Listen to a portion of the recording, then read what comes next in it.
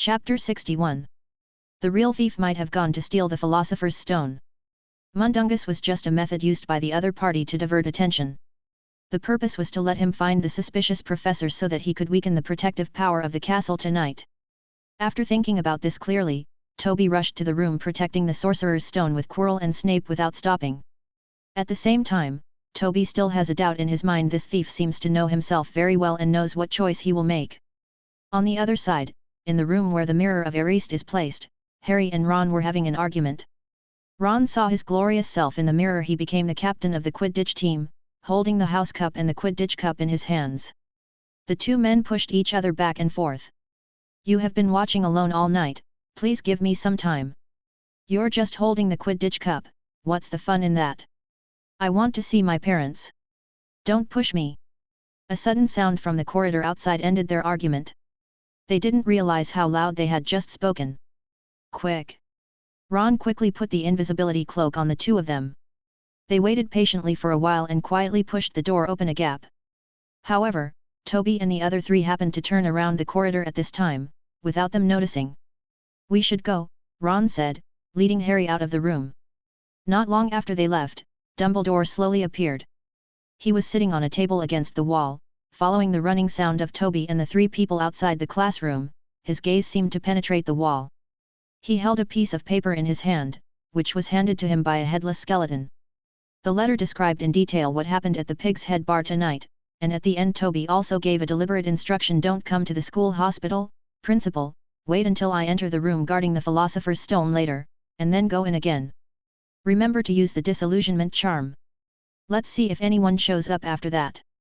"It's really Toby's style," Dumbledore murmured, burned the letter, and quietly left the classroom where the mirror of Archaeologist was placed, but his brows inadvertently wrinkled slightly. Not all wizards have the ability to cast the Imperious Curse, at least, Quirrell. There is no such ability. But in this case, what happened to Mundungus? On the other side, Toby and the other three have already entered the room in the corridor on the 4th floor, and the door lock cannot stop them at all. The room was dark, and a new silver armor stood above the trap door. Snape and Quirrell looked at Toby. Although they didn't know why the armor changed color, they still recognized it through the long axe. One of Toby's collections. The armor moved, and it raised its axe, performing a standard knightly salute. "Don't move," Toby said. "If you don't want to fight with it, just return the gift quickly." "What?" Judging from their expressions, neither Snape nor Quirrell expected this to be a way to deal with armor. But after watching Toby raise his wand in return, the two of them followed suit. The armor stood aside and moved the trapdoor out of the way. Toby waved his magic wand and the trapdoor opened automatically. He jumped in first and landed on the soft devil's net without moving. Next came Quirrell, who looked frightened, and Snape, who was at the back. "Return gift? Is this the method you came up with?" Snape mocked.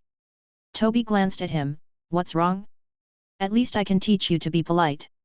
Quirrell watched the two of them tit for tat, not daring to say a word. The devil's net is a magical creature that is afraid of fire.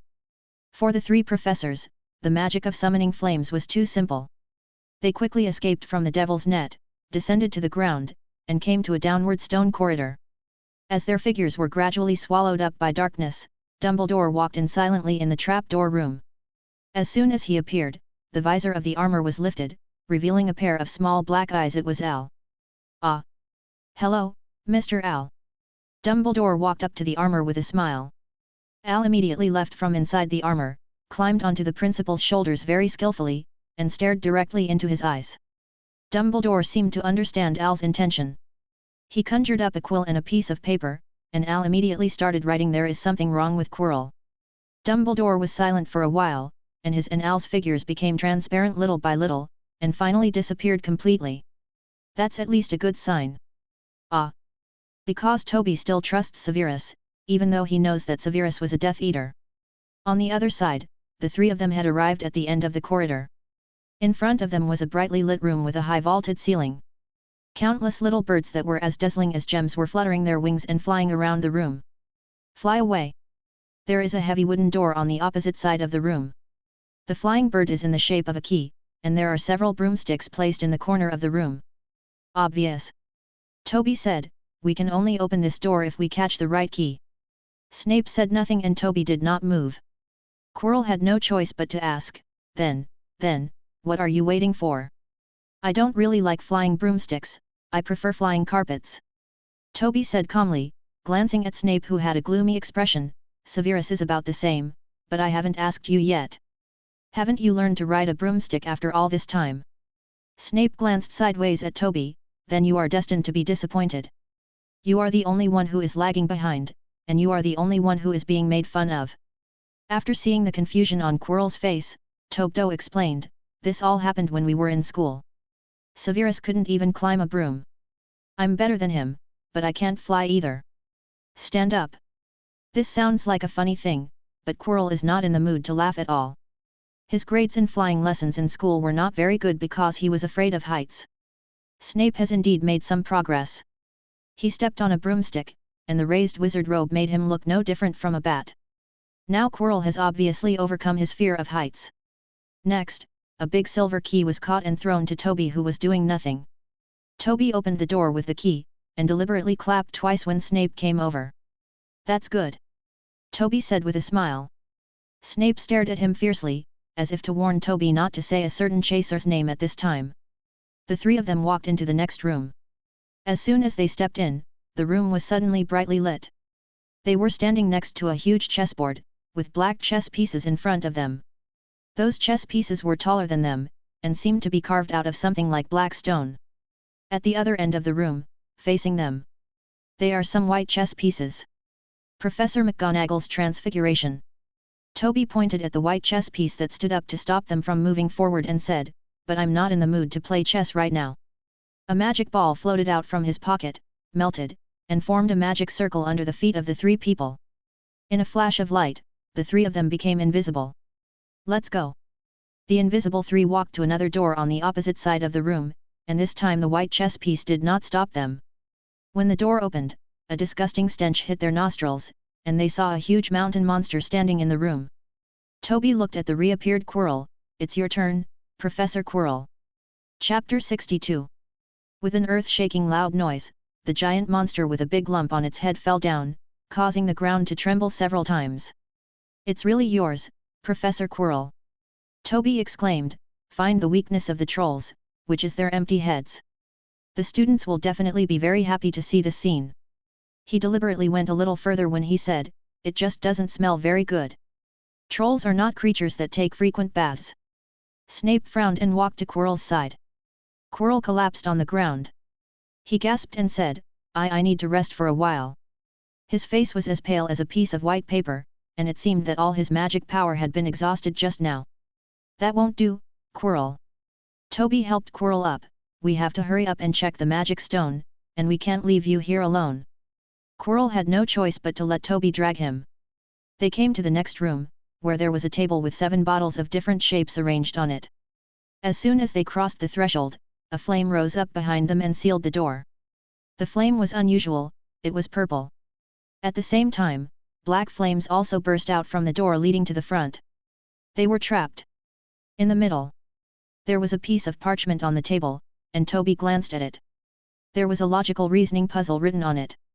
Severus. Toby turned around and said, he also had no intention of wasting time on puzzles. Snape had already taken out 3 small bottles from his pocket. He drank one first and Quirrell drank the second. Only Toby hesitated for a moment. It's not poison. Snape said coldly. Of course. Even though Toby said so, he still took out a straw doll from his pocket, dropped 2 drops of potion on the doll's face, and drank the rest of the potion after finding that the expression was still a smile. Of course, Severus. Toby repeated, feeling the coolness coming out of his body, feeling a bit like penetrating the body of a ghost. I believe you will not harm me. In the context of Toby's behavior, this sentence is not convincing at all. As if to avoid embarrassment, Toby walked into the last room first. Snape followed him with a cold face, and Quirrell, who had regained his mobility slightly, followed behind. The magic stone was floating in the center of the room. Toby walked quickly towards it, but halfway, he suddenly turned back and looked at the two of them. Snape looked unhappy. What? Are you still doubting us? Quirrell was staring blankly at the unprotected Philosopher's Stone. He was startled by Toby's looking back. what happened again? Nothing.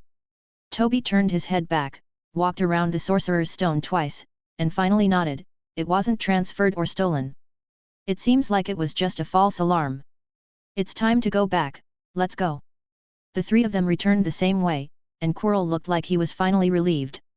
Before they parted ways at the dark staircase, Toby apologized once more for forcing himself to check his wand, but Quirrell didn't have much of a reaction. Only Snape stared at him closely, as if warning, I will tell Principal Dumbledore about this. Toby shook his head and said, I believe he will understand why I have to do this. Snape sneered, if he really understands, then why did you return to Hogwarts now? Look at the influence of ancient magic on you, Toby, you would not have checked my wand unscrupulously before. Toby couldn't answer, and Snape's warning came true. When Toby returned to the ancient magic office, Principal Dumbledore was waiting for him in the room. Maybe I need to do a psychological evaluation on you, Dumbledore said as soon as he opened his mouth, with a scrutinizing look in his eyes. Toby walked to the desk, and Al climbed onto his shoulders familiarly. Perhaps what you should do is to help me find a Veritaserum as soon as possible. Toby said, if you don't find any suspicious people entering later, then Quirrell is obviously the most suspicious, and I knew it early on. He has problems and is the most likely candidate to become an internal agent. Surprisingly, Dumbledore did not immediately deny Toby's judgment, so do you have any clues? No. Toby said frankly, there are no scars left by Shenfeng Wuying above Quirrell's neck. He may not be a thief, but Nei Ying's judgment is only based on intuition, and it is also black walnut. The characteristics of the owner displayed by the wand are keen intuition and insight. I believe in my own judgment. He at least has a problem and is not as timid or stuttering as he appears. It's a pity. Dumbledore said, the Ministry of Magic has passed the period of using intuition to judge cases, and the Wizarding War has passed. Now it is no longer that severe era, and wizards will not be judged as criminals without any basis. Death Eaters.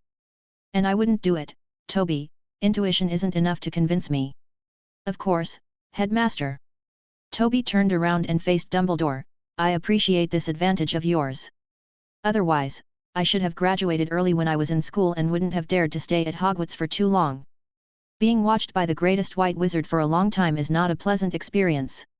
I'll just take it as a compliment. After smiling slightly, Dumbledore sighed, but I still have to warn you, Toby, about the influence of ancient magic on you. At this time, Toby suddenly interrupted, ancient magic is just ancient magic and cannot be treated as black magic. We have discussed this issue many times, Principal. I even know what you are going to say next. Yes, Lily doesn't like dark magic, and she doesn't like some ancient magic, but so what? The position Severus later applied for is still the defense against the dark arts professor, and I haven't changed either. You can't change it. Severus' preferences can't change mine either. We are born this way, just like Lily is born to hate dark magic. Dumbledore looked at him sadly, that's why you will become like strangers later. Toby was silent for a while. But we are born this way. There are some things that not even death can change. The memories were evoked bit by bit, and the differences in the concept of magic caused irreparable scars between the three of them, which gradually accumulated until they could no longer be undone. Al sat on Toby's shoulder sullenly, as if he was sad with him. Dumbledore walked up to the huge piece of ice that seemed to never melt, and cast his light blue eyes on the shadows in the ice. You should already know about things that are frozen. Yes, Toby, yes. Even I have memories that I don't want to look back on again. This characteristic is not just for you and me, wizards, all wizards are born with this. Chapter 63. The two of them did not pursue the topic of memory any further, but began to discuss tonight's bizarre experience. Dumbledore said, I specifically asked Mundungus to collect Centaur's belongings. He probably met the thief by chance, so the other party took advantage of him and tried to trick him out of you. Information. Toby thought about it and said, so, the centaur sculpture should be no problem. But the key point still lies in the internal response in Hogwarts. By the way, Principal, who is going to steal the Sorcerer's Stone? Just an ordinary dark wizard. It's not certain yet. Dumbledore deduced, but judging from the theft of Gringotts and Nick's forced move of the Philosopher's Stone, it is definitely not an ordinary dark wizard since Nick created. Ever since the Philosopher's Stone, there has been no shortage of wizards who want to give him ideas. Toby was in no hurry to interrupt Dumbledore's thoughts. Under his gaze, Dumbledore said calmly, "But Nick does have a doubtful candidate, and he has similar ideas to me, Voldemort." He said the name in front of Toby and had no choice to continue to hide it. Toby's eyes suddenly became extremely gloomy. Dumbledore continued as if he hadn't seen it, "Nick and I agree that Voldemort will not die so simply. He has told his servants more than once about his great achievements transcending death. If Voldemort really comes back, we even infer that he would want to seize the Philosopher's Stone. It will never be for eternal life. The Philosopher's Stone cannot prevent the body from aging. This is a price Voldemort will never be willing to bear, and he is unlikely to be willing to rely too much on it. The Philosopher's Stone achieves the goal of eternal life. It cannot be for gold. Voldemort does not need to deliberately seize wealth. Once he makes a comeback, someone will naturally give it to him. We speculate that Voldemort most likely hopes to use the Sorcerer's Stone to reshape his body. This is also one of the magical uses of the Sorcerer's Stone and is not known to more people. Of course, this is just a guess." Toby didn't think this was just speculation, he believed Dumbledore's words. "Mysterious man, Quirrell." He repeated these two names, his long hair slowly hanging down, but his eyes were always fixed on Dumbledore. "This sounds like an opportunity to get rid of it once and for all. The mysterious man is undoubtedly extremely weak, otherwise he would not have disappeared for so many years. You really shouldn't tell me the secret, you know what I will do next." "What?" The two people looked at each other calmly. Toby finally asked, "So, are you going to stop me, headmaster? I left England not just because I disagreed with you. Of course I know what's going on." Dumbledore sighed softly, "It's also your fear of Voldemort. To this day, you are reluctant to call him by his name. But this is normal, after all, you were still afraid of him at that time. He is just a newly graduated student, not to mention that he has been targeted by Voldemort early because of ancient magic. Leaving the UK is a very shrewd decision. I also know the consequences of telling you this matter, so I chose to let Severus keep an eye on Quirrell instead of letting you do it because once you know it. The reason is that you will definitely press for clues about Quirrell and Voldemort as soon as you leave the office. Maybe you will also use the ancient magical methods that you are proud of." "Of course I will do that," Toby said frankly, "after all, that is the mysterious man. His pure blood supremacy is something I cannot accept in any case. I am just a muggle born, and I am what those people say. Mudbloods, they killed too many of them during the Wizarding War, which made me feel very uncomfortable when I was in school, especially when I was sorted into Slytherin House." Dumbledore looked at him keenly, "Don't tell me what you are going to say about being ostracized and treated indifferently. We both know that it's not that they don't want to provoke you, but that they don't dare to provoke you, otherwise you will also use. You don't have to be lectured so many times by me." "But what can I do, Principal?" Toby seemed to have returned to his student days at this moment, when he was sitting face to face in front of Principal Dumbledore, and even his excuse for getting rid of the lectures remained unchanged. "I have spared their lives, what else do you want me to do? They shouldn't provoke a muggle-born Slytherin. If you look at the comparison of blood levels, I am better than Slytherin himself. Be more Slytherin. Speaking of which, you and Professor Slughorn helped me figure this out. Why was I sorted into Slytherin House? This must be because I have some qualities that cannot be ignored. I have discovered these qualities a long time ago, so no one else would dare to mess with me, otherwise they would be in bad luck afterwards, and many of them would even be admitted to the campus hospital before they messed with me. I never taught you this," Dumbledore said with rare anger. "I explained it to you later, maybe because when the founder was injecting ideas into the Sorting Hat, Slytherin and Gryffindor. They are still close friends with deep friendships, so they will at least respect each other's ideas, and there will be a chance for you to be sorted into Slytherin House. Gryffindor will not reject new students because of their blood." Toby curled his lips and did not refute again, acting like a student who did not listen to advice. In fact, in front of the principal, he did have this identity, and he almost always did this in the past. Dumbledore sighed deeply. "Okay, Toby," he said, "let's get on with Quirrell. I really wasn't going to tell you this before, but after what happened to you tonight at the Hog's Head, I don't want to do that anymore. It's too much to hope for. But I want to remind you that Quirrell is not more important than finding the secret of Voldemort's transcendence of death. Beyond death." Toby no longer lost his temper. He thought seriously, "Over the years, I have seen some existences that transcend death, such as mummies that cannot be killed. But the mysterious man's way of immortality, maybe. Is it because of ancient magic? No, it definitely belongs to the category of ancient magic. Other than the magic of immortality within 1,000 years, I only know about the magic stone, and even the Pharaoh's mask was created at least before the founder's time. Dumbledore obviously knew the information about the Pharaoh's mask, and he and Toby exchanged many contents in letters. But Toby wanted to focus on Quirrell, and now there was another reason: ancient magic. He stood up excitedly, his veiled eyes becoming more dangerous. So, there are not only clues about the mysterious person in Quirrell, but also about ancient magic.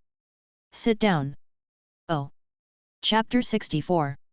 Toby sat obediently opposite Dumbledore, but in a short period of time, he had exchanged glances with Al countless times, and both of them had malicious expressions.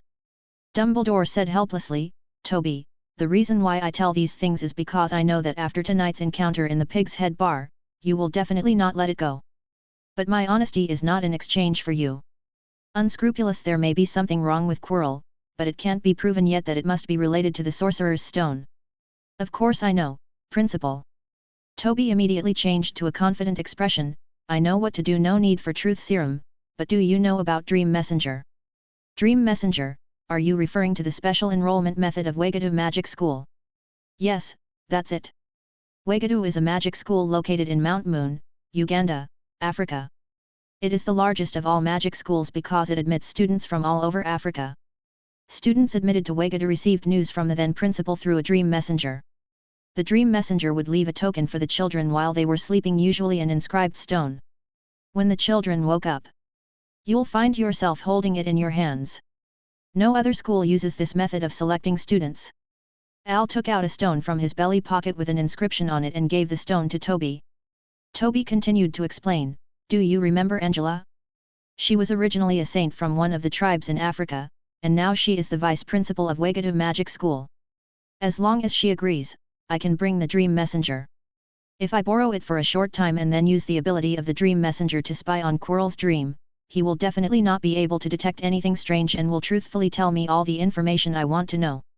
The reason why Toby is so sure is because Dream Messenger was originally a method used by Wegadu Magic School to eliminate risks. The biggest risk is to avoid the possibility of students revealing the magical world. All this comes from the law of secrecy. Considerations. Angela.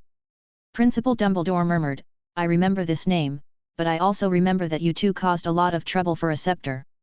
Later, she even. I wanted to hunt you down, but you got rid of me, but have you reconciled now?" Toby suddenly became extremely happy. "Don't be ridiculous, Principal."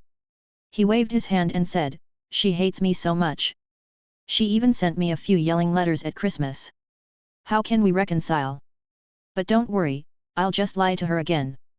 Yeah, she's just an innocent little girl who doesn't understand the risks of ritual magic, and there's something wrong with that scepter. In short, I don't dare to put such a dangerous thing in her hands, just in case something happens. Weird stuff is bad." This time, Dumbledore did not deny Toby's proposal. Toby also breathed a sigh of relief silently. He knew that the principal paid special attention to the boy Harry Potter. At first, he was worried that the principal would let Voldemort's threat go unchecked. Fortunately, nothing went wrong in the end. Principal Dumbledore still solved Voldemort's threat. The threat comes first, and Dream Messenger is much easier to accept than Veritaserum, otherwise no little wizard would be willing to go to school in Wegadu, but would stay away from it in the first place. Neither of them mentioned that Toby deliberately exposed the mechanism that protects the Sorcerer's Stone, because they knew that the previous mechanism might be able to delay time, but the most important mechanism was still in the room that protected the Philosopher's Stone. Toby didn't even tell Snape, and the magic circle previously arranged was revealed in front of Quirrell, and it was mentioned that the Mirror of Ariste would be added in a few days. He and the principal had already discussed how the final mechanism should be arranged. The next thing to consider is the centaur sculpture. This is an item that Mundungus painstakingly collected. After being restored to its original size by Toby using a magnification spell, it is placed in the center of the office. The sculpture is a strong man.